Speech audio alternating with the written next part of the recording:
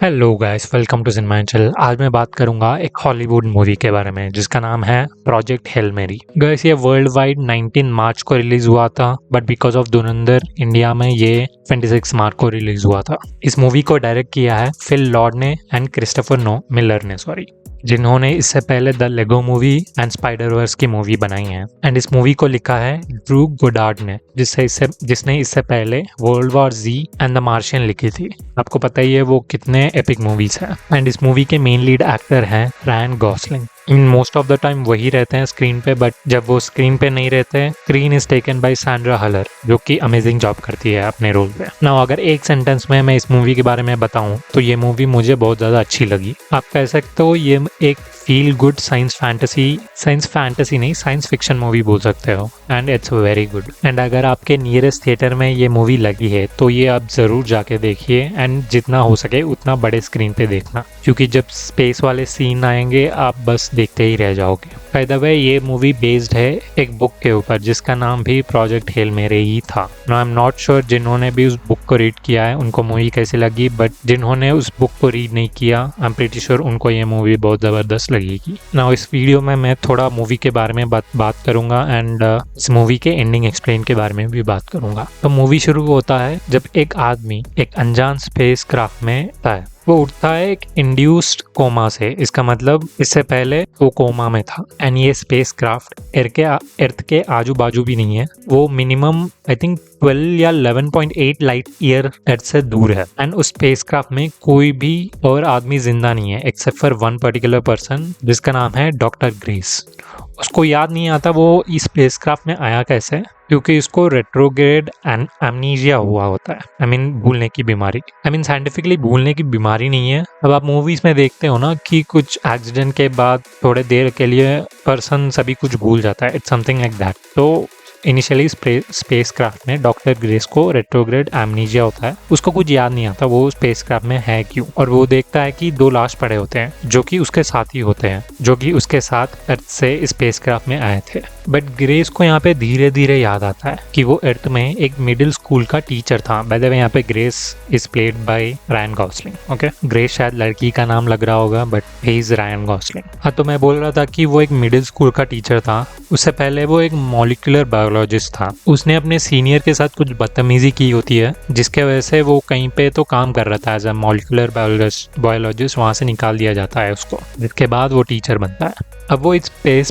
Craft में इसलिए आया था क्योंकि जब वो अर्थ पे था, अर्थ के ऊपर एक भारी समस्या थी जो कि है पेट्रोवा लाइन। पेट्रोवा लाइन ये है जो कि एस्ट्रोफेज नामक एक माइक्रो ऑर्गेनिज्म है, उससे बनता है। ये एक इंफ्रारेड लाइन थी जो कि फ्रॉम सन से वीनस तक जाती थी। अब ये जो एस्ट्रोफेज है वो सन को खा रही थी, जिसके वजह से सन का लाइट डिम हो रहा था।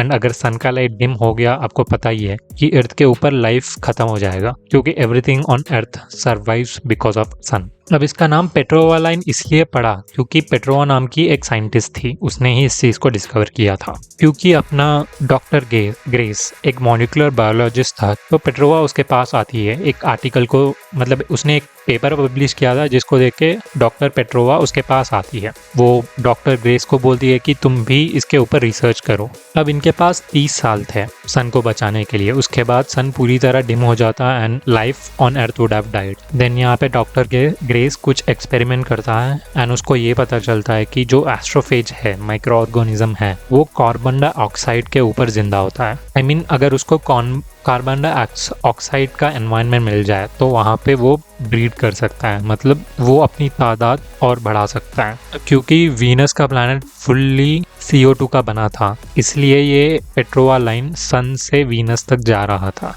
वहाँ पे ब्रीड करने के लिए। अब ये डिस्कवरी की थी डॉक्टर ग्रेस ने, जिसके वजह से हम देखते हैं कि उसको प्रोजेक्ट हेल मेरी में इंक्लूड कर दिया जाता है। अब प्रोजेक्ट हेल मेरी क्या है? प्रोजेक्ट हेल मेरी ये है कि बस अपना सोलर सिस्टम का सन नहीं, जो भी सन इसके आसपास है, अपने सोलर सिस्टम के आसपास सभी को ये पेट्रोवा लाइन यानी एस्ट्रोफेज सभी सन्स को डिम कर रहा था। बट एक पर्टिकुलर सन था जिसके पास ये पेट्रोवा लाइन जा तो रहा था बट उसको डिम नहीं कर पा रहा था। अब प्रोजेक्ट हेल मैरी ये है कि 3 एस्ट्रोनॉट्स को चुना जाएगा एंड उनको ये पर्टिकुलर सन पे भेजा जाएगा, सन के मतलब उसके ऊपर नहीं, उसके आसपास भेजा जाएगा एंड उनको आइडेंटिफाई करना पड़ेगा कि इस वाले सन पे ये इफेक्ट क्यों नहीं हो रहा है। तो इन 3 एस्ट्रोनॉट में से एक एस्ट्रोनॉट होता है डॉक्टर ग्रेस। बट यहाँ पे डॉक्टर ग्रेस से पहले उसके टीम से पहले 3 और एस्ट्रोनॉट को चुना गया था बट वहाँ पे उन तीनों का एक एक्सीडेंट हो जाता है जिसके वजह से उन तीनों की मौत हो जाती है। जिसके बाद Petrova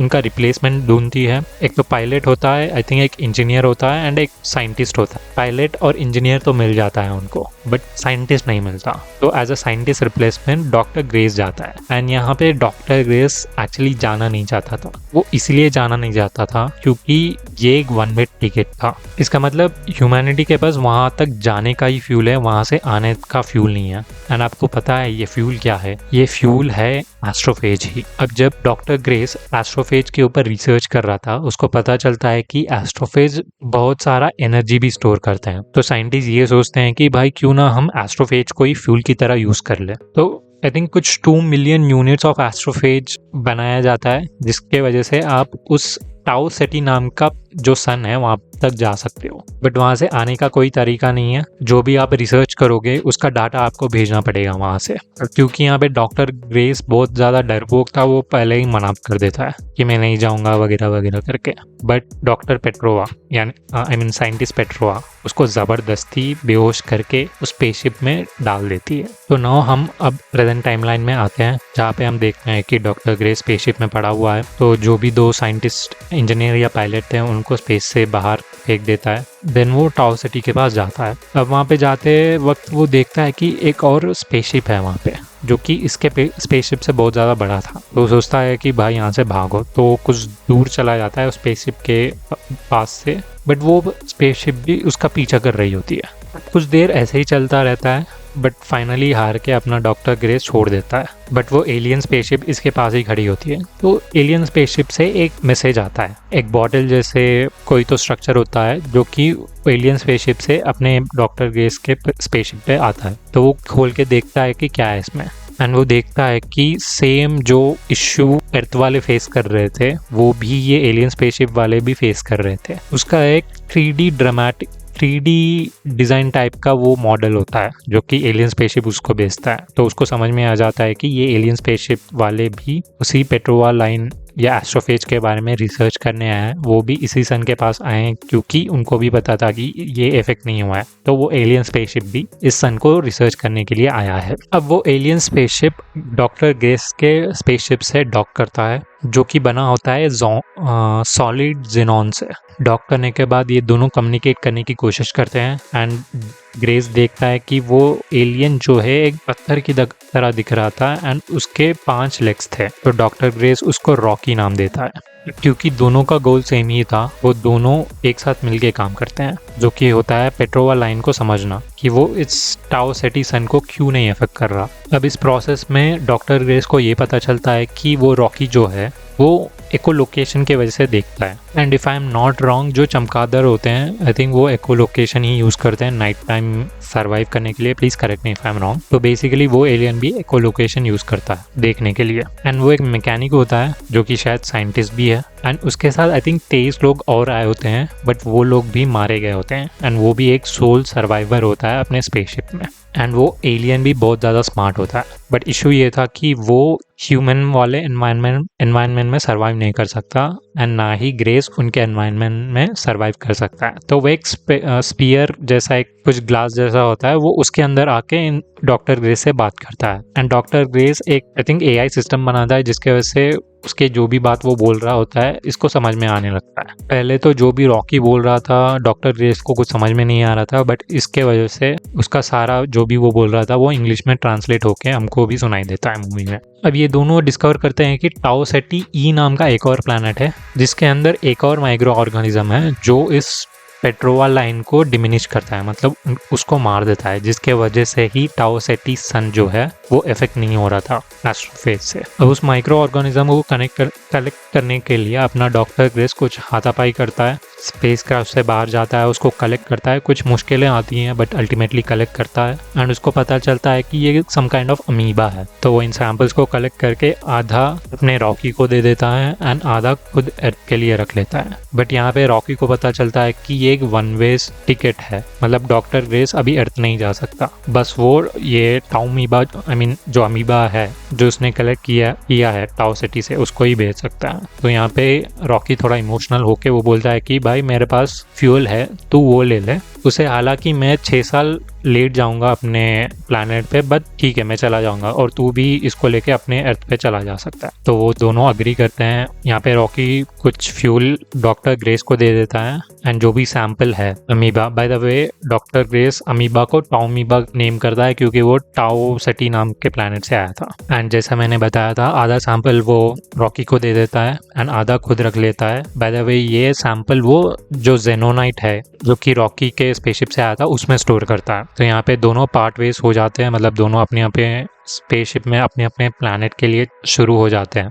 but after some time doctor Grace के स्पेसशिप में कुछ कंटैमिनेशन डिटेक्ट होता है एंड उसको पता चलता है कि जो ये टाउमीबा है वो जेनोनाइट जो भी जिसमें रखा था उसने उसको ब्रीच करके जो भी डॉक्टर ग्रेस के स्पेसशिप के अंदर एस्ट्रोफेज थे उसको खाने लगता है। हालांकि वो इसको अंडर कंट्रोल ला लेता है बट उसको याद आता है कि भाई जो रॉकी का स्पेसशिप था वो पूरा जेनोनाइट से बना हुआ था। यहाँ तो मैंने कंट्रोल कर लिया बट वहाँ वो कैसे कंट्रोल करेगा। तो यहाँ पे डॉक्टर ग्रेस खुद सैंपल जो है टाउमीबा का वो छोटे स्पेसशिप में अर्थ को भेज देता है एंड वो खुद अपने स्पेसक्राफ्ट को लेके रॉकी को बचाने चला जाता है।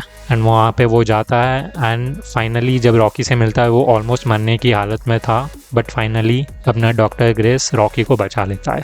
नो अब यहाँ पे इशू ये था कि भाई डॉक्टर ग्रेस इसको बचाने आ गया बट वहाँ से उसके पास अर्थ पे जाने के लिए फ्यूल नहीं था, एस्ट्रोफेज इतना इनफ नहीं था, तो वो रॉकी के प्लैनेट पे चला जाता है जिसका नाम आई थिंक एरिडियन होता है। हालांकि रॉकी का प्लैनेट उसके लिए सूटेबल नहीं होता बट रॉकी उसके साइंटिस्ट के साथ मिलके डॉक्टर ग्रेस के लिए ह्यूमन सर्वाइवेबल एनवायरनमेंट बनाता है, जिसके वजह से डॉक्टर ग्रेस वहाँ पे रहने लगता है जब तक कि वो एक स्पेसशिप ना बना ले जो कि अर्थ तक जाए। तो हाँ लास्ट में फाइनली एक स्पेसशिप बन जाता है एंड यहाँ पे मूवी ख़त्म हो जाता है। हमको दिखाते नहीं है कि वो जा रहा है कि नहीं, हम ये देखते हैं कि वो एरिडियन पे जो भी रॉकी जैसे लोग थे उनको, जो कि छोटे बच्चे थे, वहाँ पे पढ़ा रहा है। तो या इससे मूवी ख़त्म होती है। Thank you for watching this video. Bye.